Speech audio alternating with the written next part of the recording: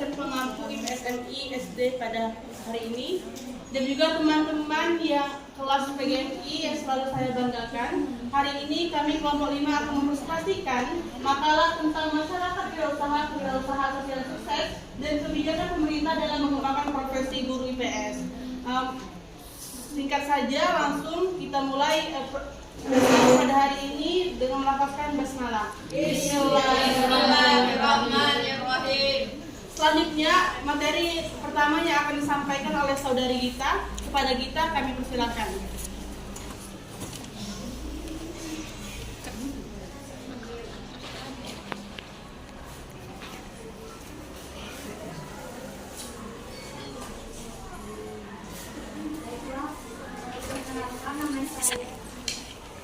Perkenalkan, nama saya Gita Febriani dengan ujian 139. Ingin menyampaikan materi mengenai masyarakat wirausaha, yaitu sekelompok individu yang berinovasi, bereaksi, dan berani mengambil risiko. Yang pertama, inovasi. Inovasi terbagi dalam beberapa bentuk. Yang pertama, inovasi produk. Inovasi produk ini meliputi pengembangan atau penciptaan barang dan jasa baru dengan nilai tambah yang lebih tinggi. Kedua, inovasi proses. Inovasi proses berkaitan dengan efisiensi metode kerja atau sistem produksi. Contohnya penerapan teknologi otomatisasi dan digital. Yang ketiga, inovasi pemanasan, yaitu menekankan strategi baru dalam memperkenalkan produk pasar seperti penggunaan medsos. Yang keempat, inovasi sosial, yaitu berfokus pada pemecahan masalah sosial melalui kegiatan wirausaha seperti menciptakan lapangan kerja. Yang terakhir, inovasi teknologi. Nah, inovasi ini mengacu pada pemanfaatan teknologi seperti AI, sistem keuangan berbasis digital untuk memperluas pasar.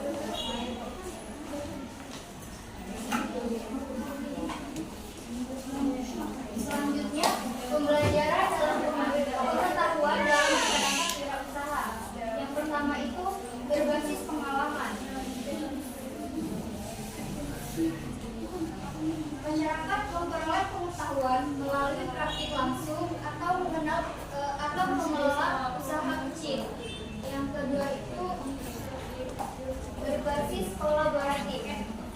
Pengetahuan diperoleh melalui kerja sama antar individu dan kelompok. Yang ketiga, berbasis digital. Pemanfaatan teknologi informasi seperti kursus daring dan seminar virtual. Yang keempat, berbasis kontekstual, menekankan keterkaitan antara teori dan realitas kehidupan masyarakat sehingga pembelajaran lebih bermakna dan dapat langsung diterapkan. Yang terakhir, berbasis mandiri, yaitu mengembangkan kebiasaan belajar secara otonom di mana individu mencari sumber belajar sendiri seperti buku, artikel, atau media digital untuk memperdalam kemampuan wirausaha. Mungkin itu saja, mungkin akan dilanjutkan oleh anak saya. Oleh saudari Husnul. Kepada Husnul, silakan.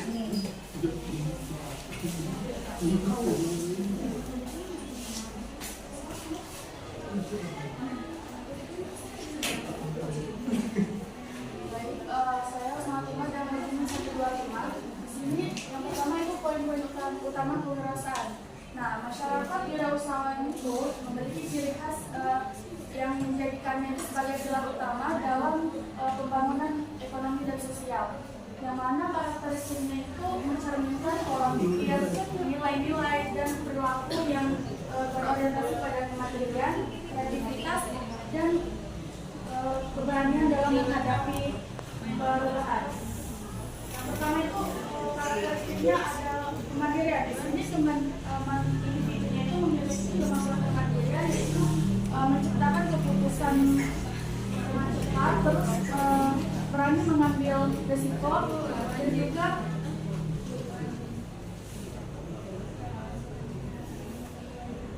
Sebenarnya yang kedua itu berada ikat dan motivasi. Maksudnya itu individunya itu dapat mendorong memiliki kemampuan untuk mengerti.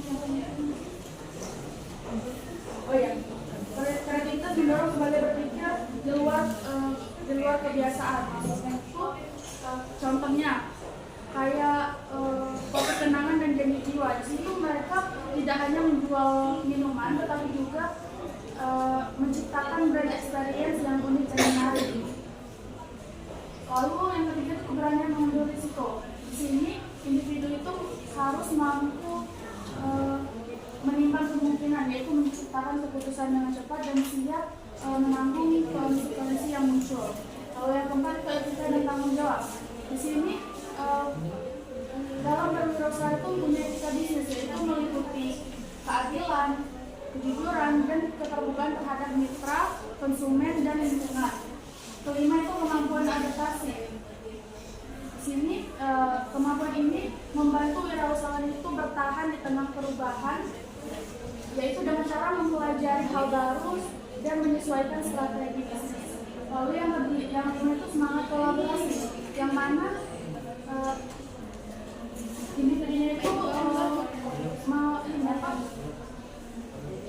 berkolaborasi dengan pihak luar seperti lembaga pendidikan, masyarakat maupun pelaku usaha sosial lainnya. Gunanya itu untuk mereka itu bertukar ide, memperluas jaringan, dan memperluas sumber daya. Lalu yang terakhir itu berorientasi pada nilai tambah. Di sini nilai tambah itu meliputi peningkatan fungsi produk, desain yang menarik, dan pelayanan yang lebih cepat. Selanjutnya yaitu kewirausahaan sosial sukses. Pertama itu penetapan sasaran yang terukur. Di sini sasaran itu harus yang berguna secara spesifik, memungkinkan pelaku usaha sosial itu untuk mengusung program yang sesuai dan relevan. Terus yang kedua itu kekuatan internal dan eksternal, yang mana kekuatan internal ini meliputi integritas, kepemimpinan sosial, dan komitmen terhadap nilai-nilai sosial. Kalau kekuatan eksternal itu yaitu berasal dari luar, yaitu dukungan komunitas dan kolaboratif dari pihak pelaku sosial yang luar. Lalu yang ketiga itu semangat keberanian dalam menghadapi risiko. Di mana keberanian dalam kewirausahaan sosial ini bukan hanya sebagai mengambil risiko finansial, tetapi juga keberanian moral untuk menahan sistem sosial yang tidak adil. Yang keempat itu tindakan masif dan terorganisasi. Maksudnya memungkinkan pelaku usaha sosial itu melakukan evaluasi yang objektif dan berkelanjutan. Lalu yang terakhir itu ada kegigihan. Ini kegigihan itu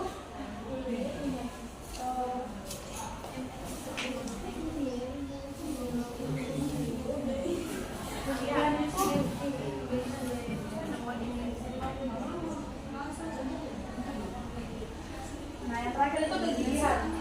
Kegigihan merupakan elemen penting dalam mempertahankan misi sosial di tengah keadaan nasional.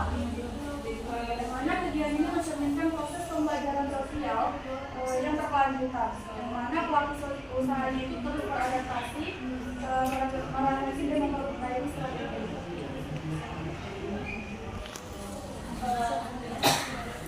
Di sini penjelasan juga ada yang namanya menetapkan sasaran, yaitu pertama melalui strategi kontekstual. Maksudnya memungkinkan pelaku usaha sosial itu merancang program yang sesuai dan menggabungkan komunitas sosial. Yang kedua itu terukur dan evaluasi. Di sini pelaku sosial itu harus mampu menjalankan sasaran itu dengan melakukan evaluasi yang objektif dan terukur. Lalu yang terakhir itu partisipatif dan inklusif, yang mana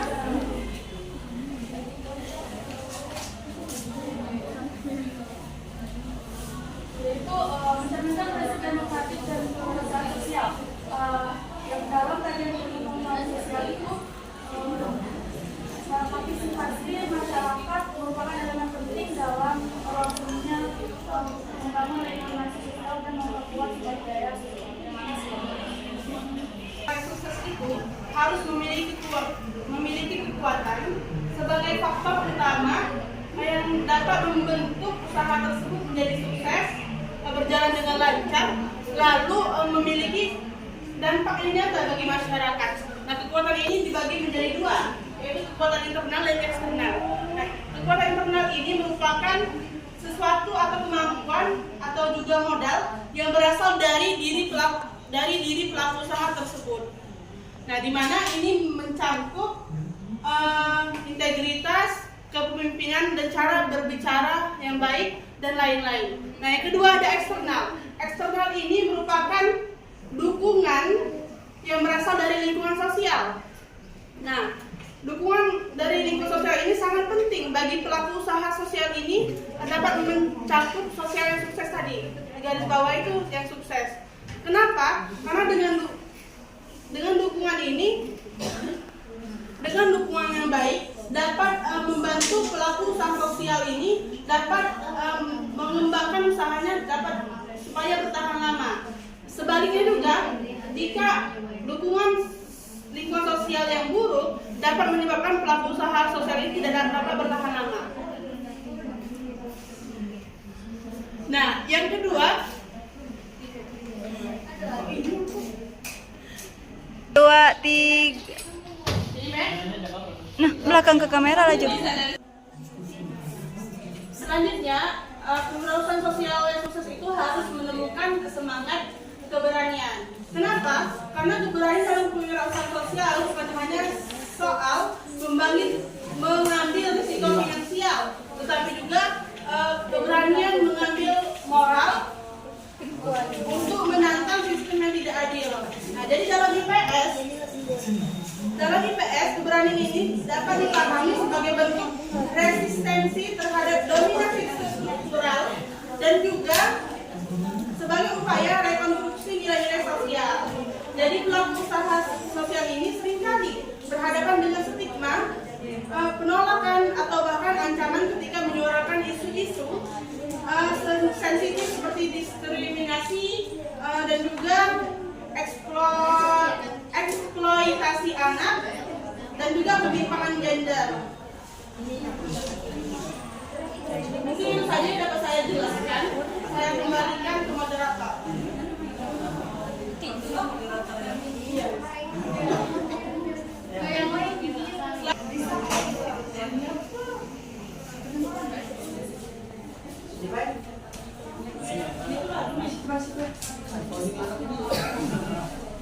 Baik, terima kasih. Perkenalkan, nama saya Jumi Deka Pratama yang akan melanjutkan materi tentang mengambil tindakan masif.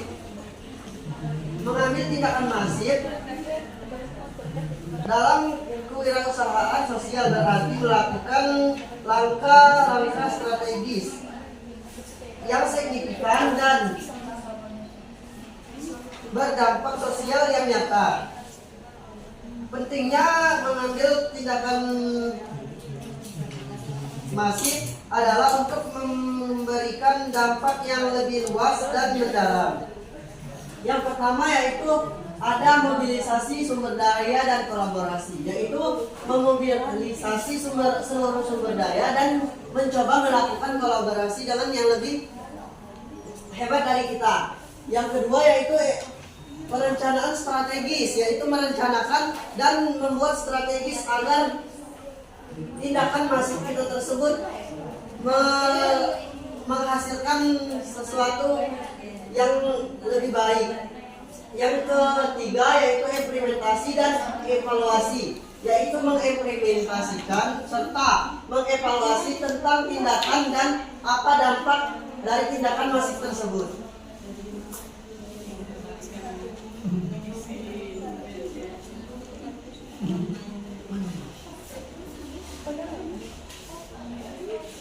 Yang selanjutnya yaitu kegigihan. Kegigihan merupakan salah satu karakteristik utama yang membedakan kewirausaha sosial dari pelaku usaha konvensional. Yang pertama yaitu ketekunan, yaitu harus melakukan ketekunan agar dapat menghadapi semua rintangan atau tantangan yang dilakukan dalam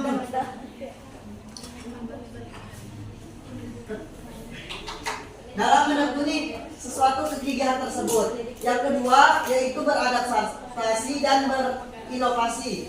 Kita harus cepat yaitu melakukan adaptasi dan harus berinovasi agar menjadi yang lebih baik dan bisa menjadi yang lebih berkreatif.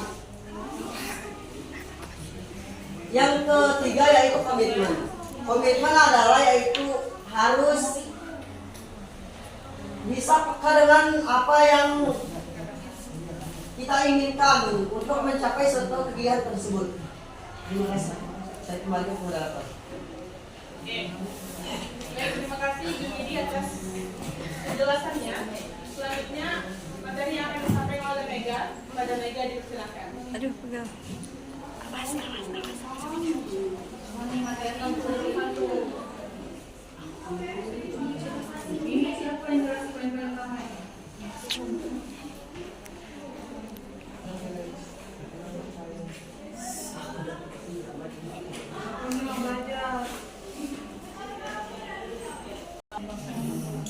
Baik, sebelumnya perkenalkan saya Rani Mega Utami dengan ujung 122. Di sini saya akan melanjutkan penjelasan dari rekan saya, yaitu saya di sini akan menjelaskan tentang poin-poin utama di dalam wirausaha. Jadi ada 5 poin-poin utamanya, yaitu ada tentang identifikasi masalah, inovasi, pendekatan berbasis komunitas, berkelanjutan finansial dan kolaborasi dengan stakeholder. Jadi di sini saya menjelaskan terlebih dahulu apa itu identifikasi masalah. Jadi di dalam identifikasi masalah itu kita harus mengetahui dulu apa saja masalah yang ada di dalam kewirausahaan tersebut. Nah, terus yang inovasi ini.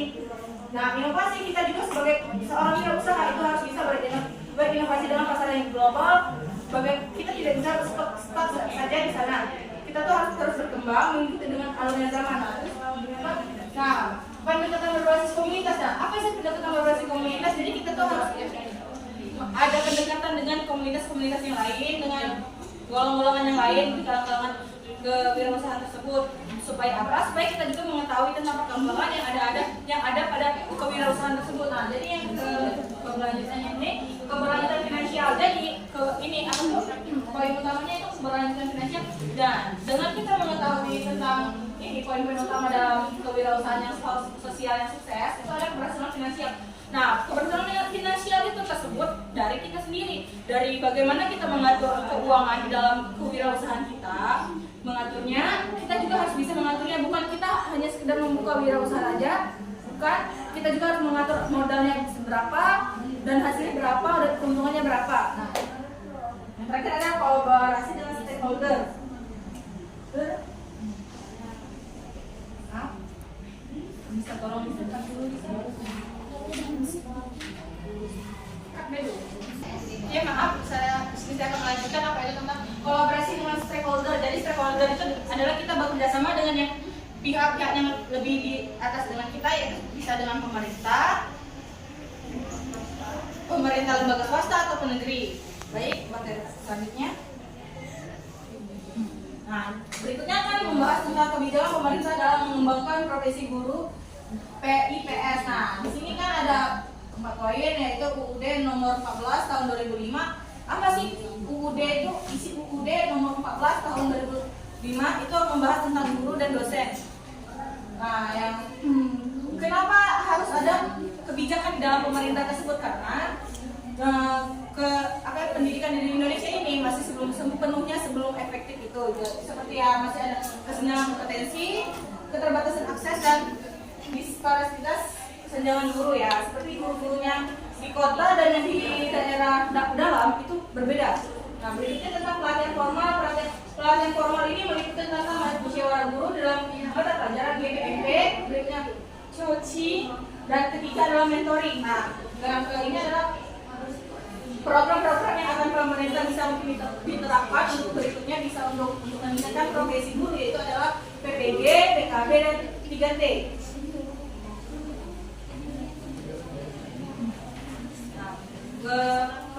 Materi berikutnya saya akan menjelaskan tentang pengertian kebijakan ya. Jadi kita di sini harus mengetahui apa itu kebijakan, pengertian kebijakan. Nah, dalam pengertian kebijakan ini tentu yang perlunya ada 3, yaitu adanya perencanaan. Perencanaan itu kita harus jelas kemana arahnya. Kenapa pemerintah harus meningkatkan kebijakan untuk profesi guru tersebut, pelaksanaannya dan berikutnya pelaksanaan. Pelaksanaannya ini akan dilaksanakan di mana? Tidak mungkin kan di kota-kota besar. Jadi yang pasti di yang tempat-tempat yang agak dalam dan pendidikannya masih agak kurang. Nah, yang berikutnya adalah evaluasi yang berkesinambungan. Tujuan dari evaluasi yang berkesinambungan ini adalah untuk mengetahui apakah tenaga pendidik yang di dalam tadi, di dalam pelosok dengan yang di pusat kota itu sudah bisa seimbang atau belum. Nah, berikutnya adalah kita juga harus menentukan arah yaitu strategi dan penentuan SDM. Nah, mengapa kita harus menentukan SDM? SDM itu sangat penting karena kita juga dengan SDM tersebut kita mengetahui bagaimana apakah SDM-nya rendah atau tinggi. Nah, SDM yang rendah tadi dengan penentuan pembangunan SDM ini kan SDM itu rendah ya. Nah, dengan adanya peningkatan guru tadi, gurunya yang profesionalitas bisa meningkatkan kualitas SDM yang ada di tempat tersebut. Nah, berikutnya adalah social development part dan social dan manpower part. Nah, social demand itu apa nih? Nah, social demand itu adalah musyawarah guru mata pelajaran GPMP. Nah, jadi musyawarah guru mata pelajaran itu adalah musyawarah antara guru untuk menentukan bagaimana arah mata pembelajaran tersebut. Berikutnya tentang manpower parts, yaitu kualitas dan kompetensi. Nah, di sini itu kita diskusi untuk mengetahui bagaimana kualitas mata pelajaran ini dan bagaimana tentang kompetensi guru-guru ini sesuai atau tidak dengan kompetensinya guru-guru tersebut, dan juga untuk mengetahui apakah mata pelajaran tersebut sangat berkualitas dan sangat cocok untuk mahasiswa dengan peserta didik. Mungkin itu saja. Saya kembalikan kepada moderator. Baik, terima kasih Megi atas penjelasannya. Materi terakhir yang kami sampaikan oleh saudara Edi. Pada Edi, silakan.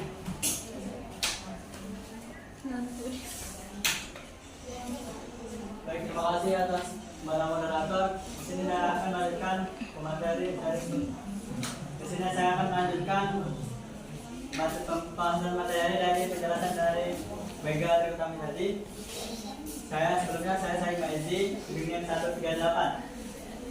Jadi saya akan menjelaskan tentang kebijakan pemerintahan dalam mengembangkan profesi guru, pendidikan ilmu pengetahuan sosial, profesionalisme guru. Nah, sebagaimana teman-teman tahu juga, dijelaskan dalam Undang-Undang Dasar Nomor 14 Tahun 2005, ini tentang profesi guru dan kompetensi guru. Nah, guru dalam artian yakni sebagai fungsinya meningkatkan martabat peserta didik dan manusia dan juga menjadi agen dalam pembelajaran tentunya. Dijelaskan lagi dalam Undang-Undang Nomor 14 Tahun 2005 ini tentang kompetensi guru. Yang pertama yakni kompetensi pedagogik.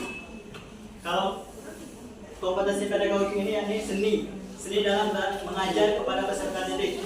Misalnya tentang RPP, rancangan dalam pembelajaran. Jadi tugas ini, kompetensi ini yakni tentang guru bagaimana cara mengajar sehingga apa yang dipelajari itu menjadi siswa didiknya dapat dipahami dalam pembelajaran. Yang kedua, kompetensi profesional. Kompetensi profesional ini guru itu harus sebelum mengajarkan dalam ke peserta didiknya, guru haruslah sebelum mengajarkan itu belajar dulu dalam pengertian misalnya tentang mata pelajaran ilmu pendidikan sosial. Nah, jadi sebelum diajarkan kepada peserta didik, guru haruslah mempelajari sebelumnya, misalnya malamnya itu. Jadi apa yang dipelajari dapat dimengerti oleh peserta didik. Kalau sosial, nah sosial ini berhubungan dengan public speaking. Bagaimana cara kita menyampaikan dalam pembelajaran. Kalau konsepnya guru berarti bagaimana cara menyampaikan pembelajaran itu sehingga pembelajaran itu dapat dipahami oleh siswa peserta didik. Yang kedua, kepribadian. Nah, kalau kepribadian ini tentang teladan. Bagaimana guru menjadi teladan untuk anak didiknya. Salah satunya tentang integritas, kejujuran.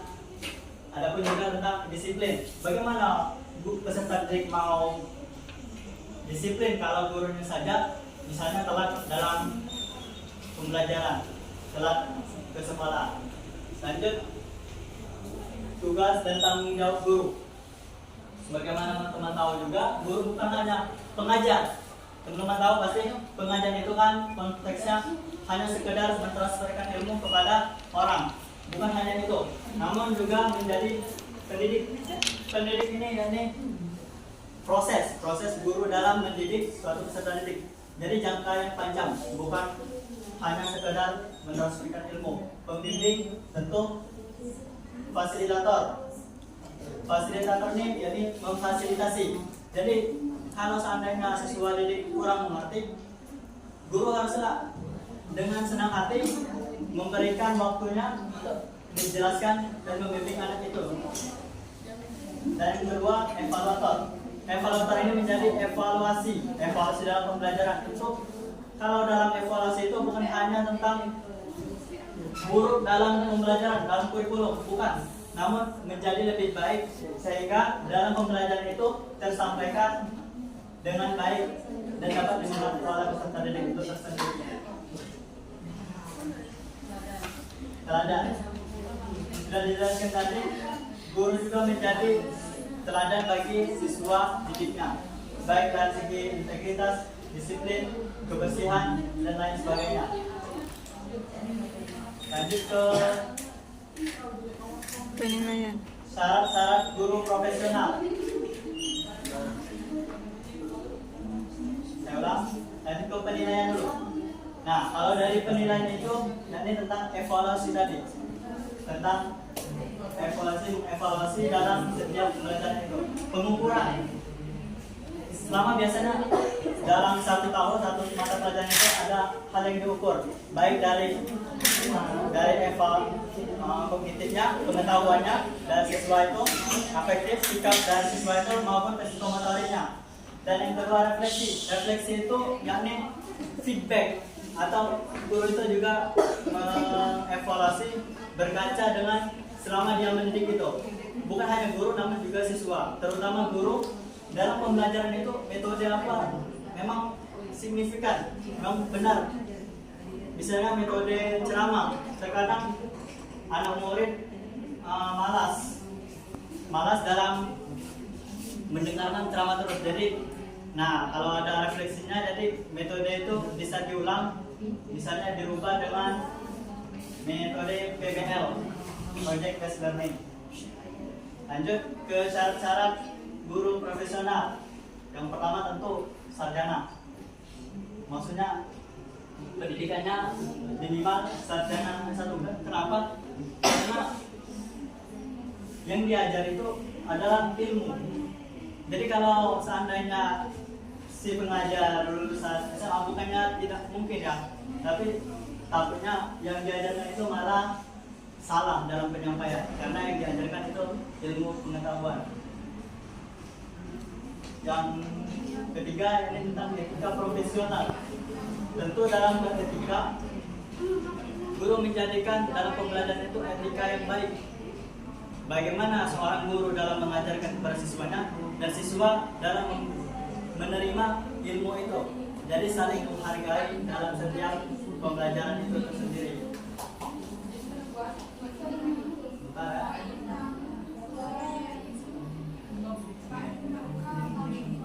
Oke, penjelasan terakhir, kebijakan pemerintah dalam mengembangkan profesi guru pendidikan ilmu pengetahuan sosial, kebijakan pemerintah dalam tantangan pengembangan profesi guru PIKN. Sudah dijelaskan tadi tentang Undang-Undang Dasar Nomor 14 Tahun 2005 ini tentang kompetensi guru dan definisi guru itu tersendiri.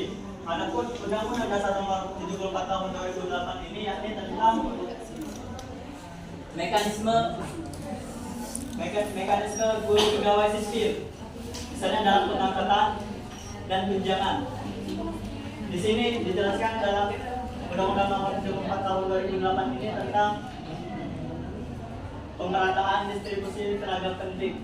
Artinya apa? Haruslah setiap walaupun di pelopor desa, yakni harus ada guru.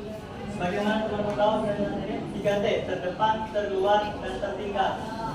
Yakni di pola-pola itu mungkin juga tertinggal, namun dengan adanya sumber daya manusia dan di kebijakan pemerintah tentang profesionalisme guru, kompetensi guru dapat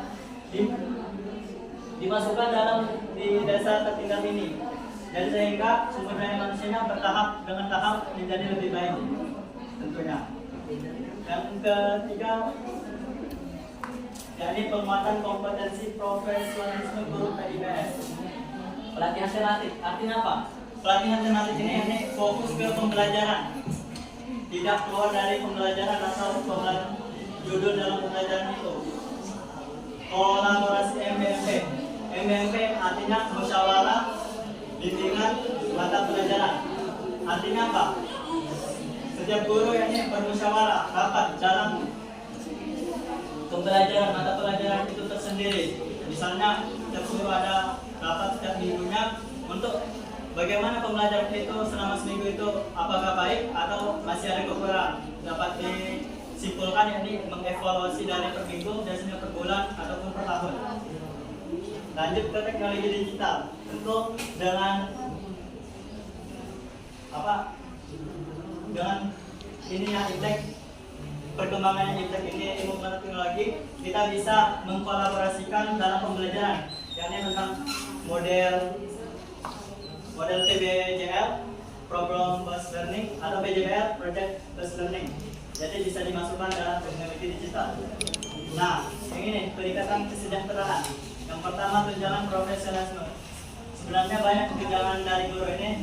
Salah satunya tunjangan profesionalisme, tunjangan khusus, tunjangan fungsional, jaringan perlindungan. Namun sedikit sekali terrealisasi dalam pemerintahan kita. Banyak sekali terkadang di DPR. Banyakkan DPR-nya tunjangannya daripada guru. Padahal guru itulah yang menjadikan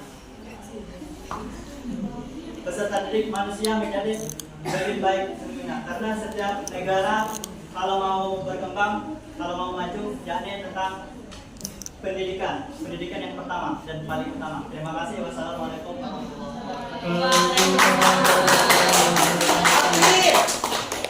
Teman-teman kelompok 5, selanjutnya saya mengajak 5 orang, 5 teman-teman untuk bertanya pada Anda dulu. Silakan.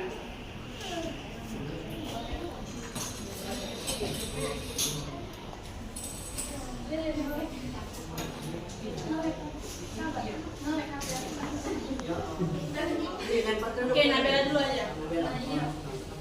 Baik, terima kasih atas kesempatan yang moderator. Perkenalkan, saya Nabila Veronica dari Lubingin 147. Pertanyaannya, menurut pemakalah, apakah keberadaan masyarakat wirausaha di lingkungan sekitar seperti pedagang kecil atau UMKM benar-benar membantu meningkatkan kesejahteraan masyarakat? Jelaskan pendapat kalian. Terima kasih, Nabila. Selanjutnya, Manda. Perkenalkan, nama saya Amalia Putri dengan NIM 140. Pertanyaannya, menurut pemakalah, apa saja ciri-ciri masyarakat wirausaha yang mampu bertahan dan berkembang di tengah perubahan teknologi dan persaingan global? Oke, terima kasih, Amanda. Selanjutnya, Dian dulu. Baiklah, terima kasih atas kesempatannya. Perkenalkan, saya Utia Daniati dengan NIM 149. Pertanyaannya, berikan contoh kebijakan pemerintahan yang bertujuan meningkatkan profesi guru. Oke, terima kasih dia. Selanjutnya, Elin. Baik, perkenalkan saya Agleni Manggini 126. Pertanyaannya, dalam perspektif IPS, bagaimana perubahan struktur sosial mempengaruhi perkembangan masyarakat kewirausahaan di era digital? Oke, terakhir pada teman-teman saya silakan. Belum ada ya? Jadi, Ini, tanya Merlin. Satu lagi ya. Oke. Oke. Pada Merlin dipersilahkan. Perkenalkan, nama saya Merlin Agustin dengan ujung 124. Pertanyaan saya yaitu, apa perbedaan utama antara kewirausahaan sosial dan kewirausahaan bisnis biasa. Berikan satu contoh kewirausahaan sosial yang sukses dan jelaskan alasan keberhasilannya.